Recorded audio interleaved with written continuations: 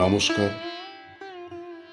আজ আপনাদের শোনাব স্বনামধন্য সাহিত্যিক বিভূতিভূষণ বন্দ্যোপাধ্যায়ের একটি অসামান্য ছোট গল্প, গায়ে হলুদ। শ্রাবণ মাসের দিন, বর্ষার বিরাম নেই। এই বৃষ্টি আসছে তো এই আকাশ পরিষ্কার হয়ে যাচ্ছে। ক্ষেতে আউশ ধানের গোছা কালো হয়ে উঠেছে। ধানের শীষ দেখা দিয়েছে অধিকাংশ ক্ষেতে। পুঁটি সকালে উঠে একবার চারিদিকে চেয়ে দেখল। চারিদিক মেঘে মেঘাচ্ছন্ন। হয়তোবা একটু পরে টিপটিপ বৃষ্টিও পড়তে পারে। আজ তার মনে একটা অদ্ভুত ধরনের অনুভূতি। সেটাকে আনন্দও বলা যেতে পারে, ছদ্মবেশী বিষাদও বলা যায়। কি যে সেটা ঠিক করে না যায় বোঝা আর না যায় বোঝানো। আজ তার বিয়ের গায়ে হলুদের দিন। এমন একটা দিন তার 12 বছরের ক্ষুদ্র জীবনে এইবার এই প্রথম এলো। সকালে উঠতেই জেঠিমা বলেছে, ও পুটি, জলে ভিজে ভিজে কোথাও যেন যাসনি। আর 3টে দিন কোনো রকমে ভালো ভালো কেটে গেলে বাঁচি বাবা। দুখানা বড় বড় মেটে ঘর বেঁধেছেন, একখানা রান্নাঘর। এতদিন ধরে সে সঙ্গিনীদের সঙ্গে সেই বাড়িতে কুল পাড়তে গিয়েছিল। সত্যনারায়ণের সিন্নি আনতে গিয়েছে। যখন পাড়ার প্রান্তের ঘন জঙ্গল কেটে সেই ভদ্রলোক বাড়ি তৈরি করেন ঘাটে যাবার পথের একবার ডান ধারে, তখন সে কতবার ভেবেছে এই ঘন বনের মধ্যে বাড়ি করে বাস করবার কার না জানি মাথা ব্যথা পড়ল। কে জানতো সেই বাড়িটাই আজ 1 বছরও পার হয়নি তার শ্বশুর বাড়ি হবে। কতদূর আশ্চর্যের কথা, কতদূর বিস্ময়ের কথা ভাবলে অবাক হয়ে যেতে হয়। অথচ তারই ক্ষুদ্র জীবনে এমন একটা মহাশ্চর্য ব্যাপার সম্ভব হলো। যখনই সে এই কথাটা ভাবে তখনই সে শুদ্ধ, তার মন শুদ্ধ যেন কতদূর কোথায় চলে যায়। ওই ভদ্রলোকের একটিমাত্র ছেলে, নাম সুবোধ। তারই সঙ্গে ওর বিয়ের সম্বন্ধ হয়েছে। সুবোধকে এই সম্বন্ধের আগে তাদের বাড়িতে কয়েকবার যাতায়াত করতে দেখেছে। বেশ ফর্সা, লম্বা মতো মুখ। এবার ম্যাট্রিক দিয়েছে, এখনো পরীক্ষার ফল বার হয়নি। আগে আগে সত্যি কথা বলতে কি, সুবোধের মুখ পুঁটি তত পছন্দ করত না। তার দাদার সঙ্গে যতবার এসেছে তাদের বাড়িতে পুঁটি ভাবত, দেখো না ঘোড়ার মুখখানা। কিন্তু আজকাল আর সুবোধের মুখ ঘোড়ার মতো তো মনেই হয় না, মনে হয় বেশ চমৎকার মুখ। গ্রামের ছেলেদের মধ্যে অমন চোখ, অমন রং, অমন মুখের গড়ন কার আছে? রায়েদের পাঁচি সেদিন বলেছিল তাকে, হ্যাঁ রে, তুই যে বড় ঘোড়া মুখ বলতিস, তোর অদৃষ্টে শেষকালে কিনা সেই ঘোড়া মুখই জুটল। পুঁটি মারতে ছুটে গিয়েছিল তার পিছু পিছু। পুঁটির বাবা গোলার দৌড়ে দাঁড়িয়ে ধান পাড়বার ব্যবস্থা করছে। তার বাবা বেশ চাষিবাসী গেরস্ত। পুঁটিদের বাড়িতে 4টে বড় বড় ধানের আউড়ি আছে, গোলা আছে একটা। আউড়ি জিনিসটা হলো গোলার চেয়ে অনেক ছোট, ওই 3-4 বীজ ধান ধরে। আর একটা হচ্ছে গোলায় ধরে 1 পৌটি অর্থাৎ 16 বীজ ধান। তাদেরও ধান আছে গোলা ভর্তি, সব কটা আউড়ি ভর্তি। কলকাতায় চাকরি করেন এ পাড়ার হরি কাকা। তিনি মাঝে মাঝে গায়ে এসে পুঁটির বাবাকে বলেন, আর কি রায়মশাই, এই বাজারে তো আপনিই রাজা। গোলা ভর্তি ধান রেখেছেন ঘরে, আপনার মহড়া নেয় কে? কলকাতায় কিউতে দাঁড়িয়ে 1 সের চাল নিতে হচ্ছে, আর আপনি? পুঁটি জিজ্ঞাসা করেছিল, কিসে দাঁড়িয়ে চাল নিতে হয় বাবা? বলছিল হরি কাকা। কে জানে কিসে দাঁড়িয়ে, তুই নিজের কাজ কর, আমি নিজের করি, মিটে গেল। তুমি জানো না বুঝি ও কথাটার মানে? না বাবা।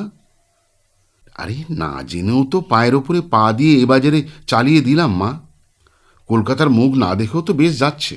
কলকাতায় নাকি মানুষের 1 সের চালের জন্য 4 ঘন্টা কোথায় নাকি দাঁড়িয়ে থাকতে হয়। কি যে বাড়িতে তার বিয়ে হচ্ছে, তাদের অবস্থা এত ভালো নয়। সুবোধ যদি পাশ করে তবে হরি কাকা ভরসা দিয়েছেন কলকাতায় নিয়ে গিয়ে ওর আপিসে চাকরি করে দেবেন। তাহলে তাকেও কি কলকাতায় গিয়ে বাসায় থাকতে হবে? আর সেই দাঁড়িয়ে রোজ এক সের চাল নিয়ে রাঁধতে হবে। সে বড় কষ্ট। তবে মানে সুবোধ যদি সঙ্গে থাকে, সে বোধহয় সব রকম কষ্টই করতে প্রস্তুত আছে। তাদের ধানের গোলা থেকে ধান পাড়া হচ্ছে। খাবড়াপোতা থেকে সীতানাথ কলু আরতদার এসেছে, ধান কিনে নিয়ে যাবে। বিয়ের খরচপত্র ধান বেচে করতে হবে কিনা।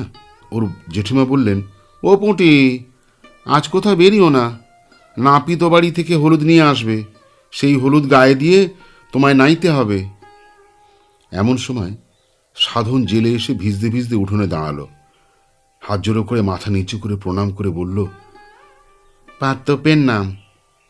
তার বাবা বললে, ও সাধন বাবা, তোমায় ডেকেছি যে একবার, আমায় যে কিছু মাছের দরকার এই শনিবারে। কি জানি কেন পুঁটির বুকটা দুলে উঠল। এই শনিবার? এই শনিবারে তাহলে সত্যি তার? সাধন বললে, আগে মাছের যে বড্ড গোলমাল যাচ্ছে, গাঙে কি মাছ আছে? ওই ডুমুর বাংড়ের মাছ সব যাচ্ছে কলকাতায়, 82 টাকা দর। এমন দর বাপের জন্মে কোনো কালে শুনিনি রায়মশাই। 100 150 পোনা ইস্তক পড়তে পারছে না। মরা গাঙে বাঁধাল দিয়ে এলাম, একদিন কেবল 11.5 গজার মাছ উঠেছিল।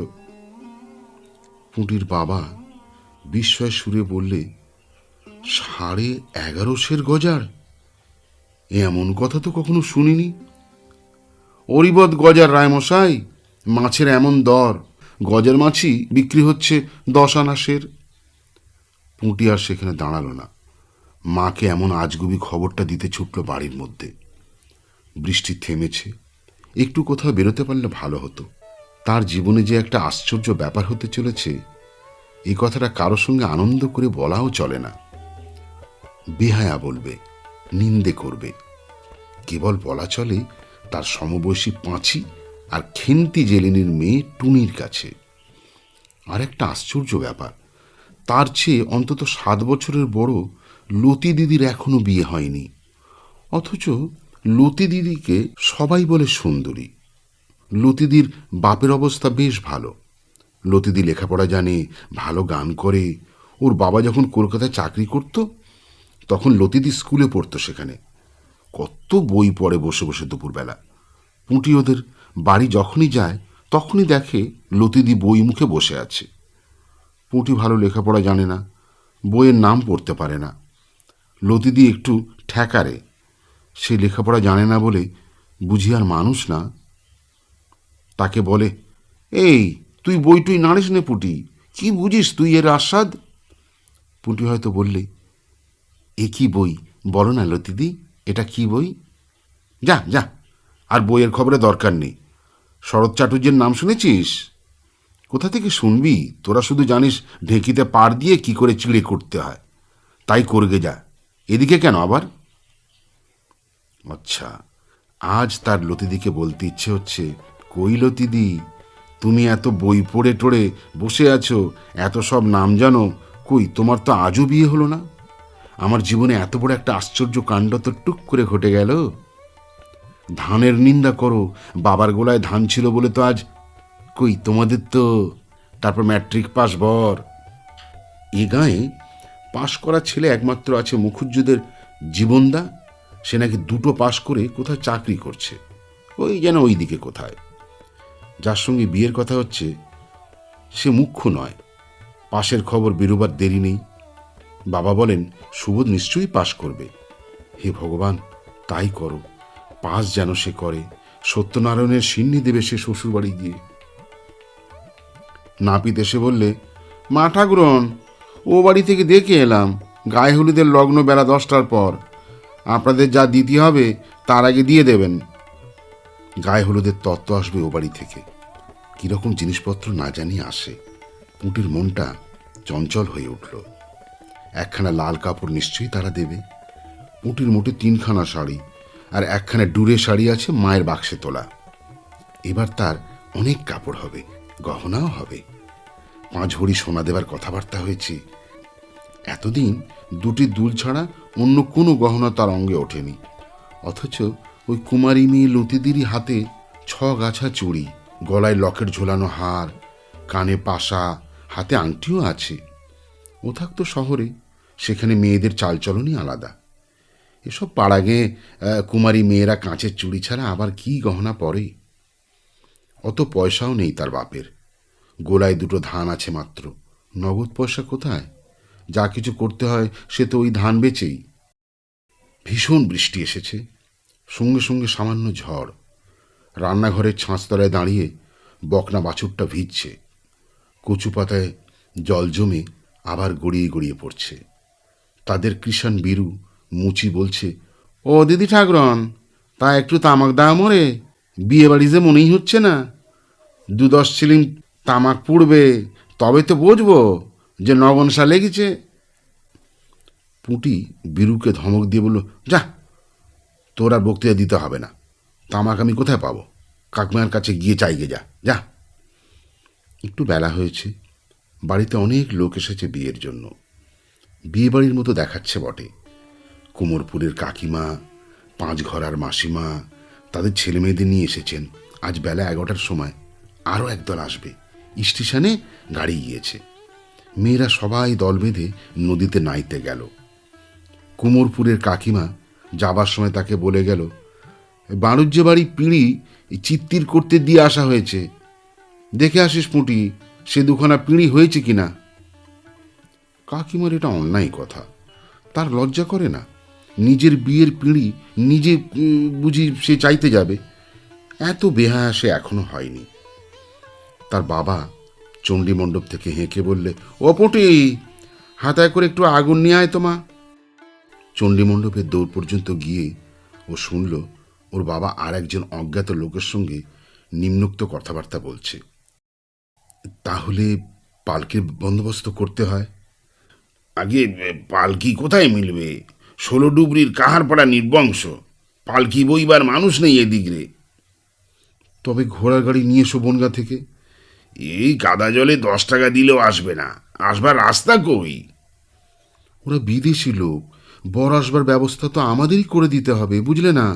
আরে আমরাই পারছি না, ওরা কোথায় কি পাবে? হিম হয়ে বসে থেকো না, যা হয় কিছু একটা হিললে করো। আচ্ছা বাবু, ওই বলদের গাড়িতে বর আনলি কেমন হয়?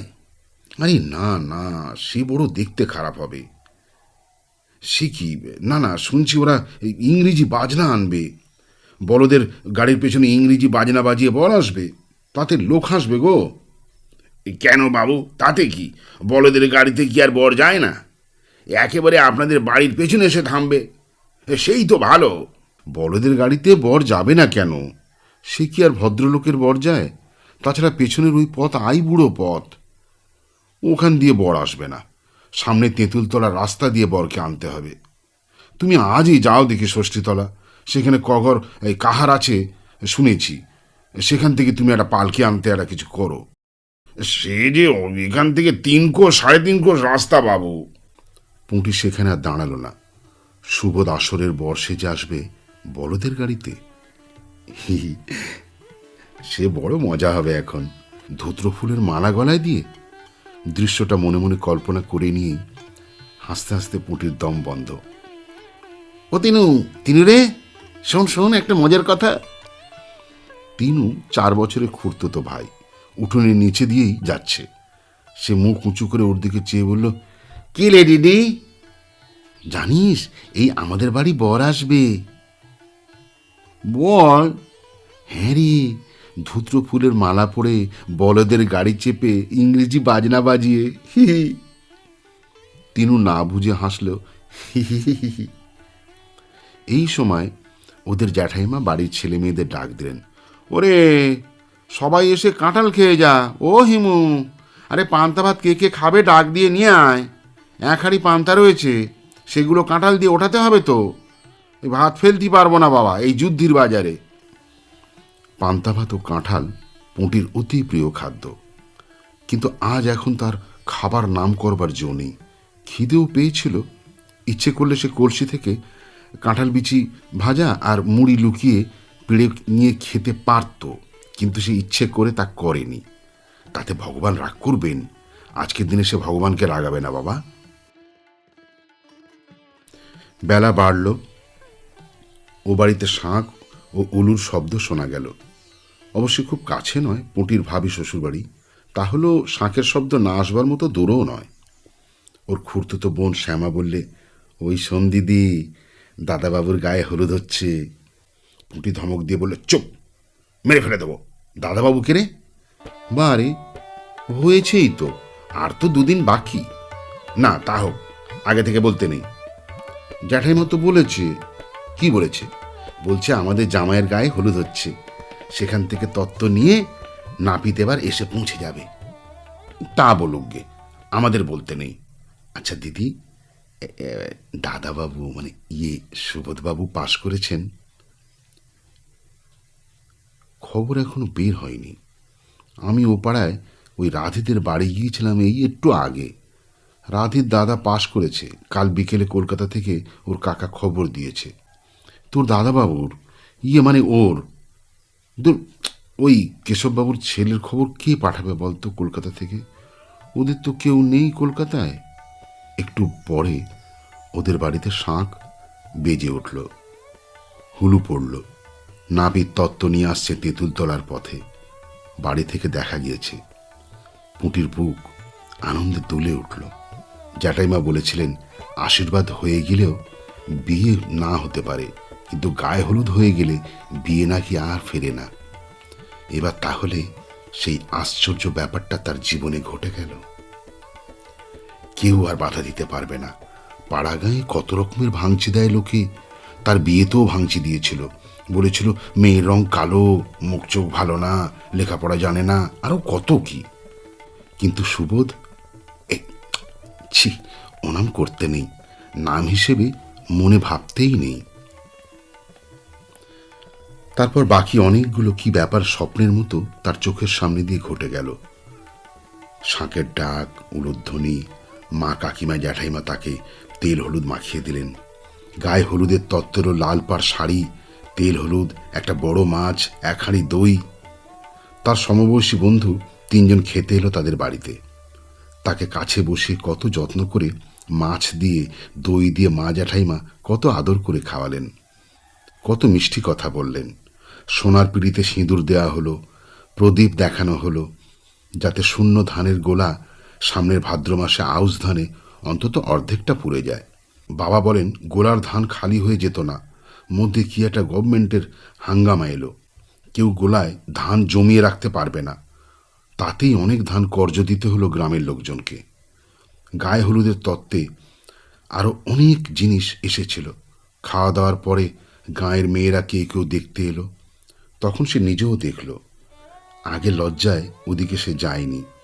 একটা শাড়ি, একটা ব্লাউজ, সায়া, একটা আলতা, সাবান, আয়না আর গন্ধ তেল, এসব জিনিস তার নিজস্ব, কারো ভাগ নেই এতে। সে ইচ্ছে করে যদি কাউকে দেয় তবেই সে পাবে, নইলে নিজের বাক্সে রেখে দিতে পারে, কারো কিচ্ছু বলবার নেই। সব কাজ মিটতে বেলা 2টো বেজে গেল। পুঁটির মন ছটপট করছিল। ও পাড়ার লতিদি, হিমি, অন্ন, রাধি এরা কেউ আসেনি। এদের গিয়ে একবার দেখা দেওয়া দরকার, যাতে তারা বুঝতে পারে যে তার গায়ে হলুদের মতো আশ্চর্য ব্যাপারটা আজ সত্যিই ঘটে গিয়েছে। আচ্ছা, যখন ইংরেজি বাজনা বাজিয়ে বর আসবে, তাদের বাড়ির দড়ি তেঁতুলতলায় ওই পথটা দিয়ে বোধনতলার কাছে পালকে নামিয়ে প্রণাম করে বাজি পুড়বে, লোকজনের হৈ হৈ করবে, উফ, সে সময়ের কথা ভাবাই যায় না। দেখে যেন সব পাড়ার মেয়েরা এসে। সে বেড়াতে বেড়াতে গেল মুখুজ্জে বাড়ি। মুখুজ্জে গিন্নি ওকে দেখে বললে, কিরে পুঁটি, আয় মা, আয় আয়, গায়ে হলুদ হয়ে গেল? আহা হা, এখন ভালো ভালো দুহাতে এক হয়ে গেলে। বসো মা, বসো। একটু পরে লতিকাও সেখানে এসে হাজির হলো। পুঁটিকে দেখে বলল, ও পুঁটি, তোর আজ গায়ে হলুদ ছিল না, হয়ে গেল? কি তত্ত্বে এলো রে তোর শ্বশুরবাড়ি থেকে? মুখুজ্জিগিনী বললেন, বস মা তোরা, লতি পুঁটির সঙ্গে একটু গল্প কর, একটু চা করে আনি। যাক, ভালোই হলো। আজকাল মেয়ের বিয়ে দেওয়া যে কি কষ্ট, যে দেয় সেই জানে। পাশের বাড়ি জানলা দিয়ে গাঙ্গুলিদের ছোট বউ ডেকে বললে, ও কে, পুঁটি নাকি? গায়ে হলুদ হয়ে গেল? তা কই, আমাদের একবার বলতেও তো হয়। এই তো বাড়ির পেছনের বাড়ি। পুঁটি বললে, গেলেন না কেন বৌদি? আমরা তো বারণ করিনি যেতে, শাঁখ যখন বাজলো তখনও যদি যেতেন। লতিকা ভাবল, পুঁটি ছেলে মানুষ, এই উত্তরটা দেওয়া উচিত হয়নি, এখানে এই কথা বলা ঠিক হয়নি। কিন্তু এর পরবর্তী ব্যাপারের জন্য সে বা পুঁটি কেউ প্রস্তুত ছিল না। গাঙ্গুলিদের ছোট বউ হঠাৎ মুখ লাল করে উত্তর দিলে, কি বললি? যত বড় মুখ নয় তত বড় কথা। আমরা কখনো গায়ে হলুদ দেখিনি বুঝি? শাঁখে ফু পড়লো আর অমনি কুকুরের মতো ছুটে যাব তোমাদের বাড়িতে পাতা পাততে। অত অহংকার ভালো নয় রে পুঁটি, তোমার বাপের বড্ড ধানের গোসা হয়েছে না? অমন বিয়ে আমরা কখনো কি দেখেছি জীবনে? ছেলের না আছে চাল না চুলো, সংসারে মানুষ নেই বলে হাঁড়ি ঠেলতে নিয়ে যাচ্ছে। ছেলের বিদ্যে কত তা জানতে বাকি নেই। হ্যাঁ, এবার তো ম্যাট্রিক ফেল করেছে। এখানে লতিকা আর না থাকতে পেরে বললে, কে বললে ছোট বৌদি? সুবোধবাবুর পাশের খবর তো পাওয়া যায়নি। কেন পাওয়া যাবে না? চিঠি এসেছে ফেল করেছে বলে। ওরা সে চিঠি লুকিয়ে ফেলেছে, বিয়ের আগে সব খবর জানাজানি হতে দেবে না। উনি তো হাট থেকে চিঠি আনেন, পোস্টকার্ডে চিঠি। উনি সন্ধ্যের পর সুবোধদের বাড়ি দিয়ে এলেন। আমাদের চোখে ধুলো দেওয়া? পুঁঠির চোখের সামনে যেন অন্ধকার হয়ে বিশ্ব সংসার লেপে মুছে যাচ্ছে। মুখরা দর্পিতা ছোট বউয়ের মুখের কাছে সে কি করে দাঁড়াবে? চেঁচামেচি শুনে মুখুজ্জিগিন্নি হাঁ হাঁ করে ছুটে এলেন। লতিকা ওর হাত ধরে নিয়ে ঘরের মধ্যে গেল। মুখুজ্জিগিন্নি ঘরের মধ্যে এসে চাপা গলায় বললেন, আহা, ছেলে মানুষ, ওর সাদাল্লাদের দিনটা অমন করে বিষ ছড়াতে আছে। ছি, দেখো তো মালতী, কাণ্ডটা। কাঠের পুতুলের মতো আড়ষ্ট পুঁটির হাত ধরে ততক্ষণে লতিকা বলছে, চল চল পুঁটি, তোকে বাড়ি দিয়ে আসি। ছি, বৌদির কি কাণ্ড! ওসব কথা মনে করিস নে, মিথ্যে কথা। চল তো পুঁটি, চল ভাই। লতিকার গলার সুরে ও কথার ভাবে কিন্তু পুঁটির মনে হলো লতিদিও এ খবরটা জানে। কি জানি, হয়তো গাঁয়ের সবাই জানে, সেই কেবল জানত না এতক্ষণ। পথে পা দিয়ে লজ্জায় অপমানে সে ছেলে মানুষের মতো কেঁদে ফেলল। লতিদি, আমি কি বলেছিলাম ছোট বৌদিকে? খারাপ কথা কিছু?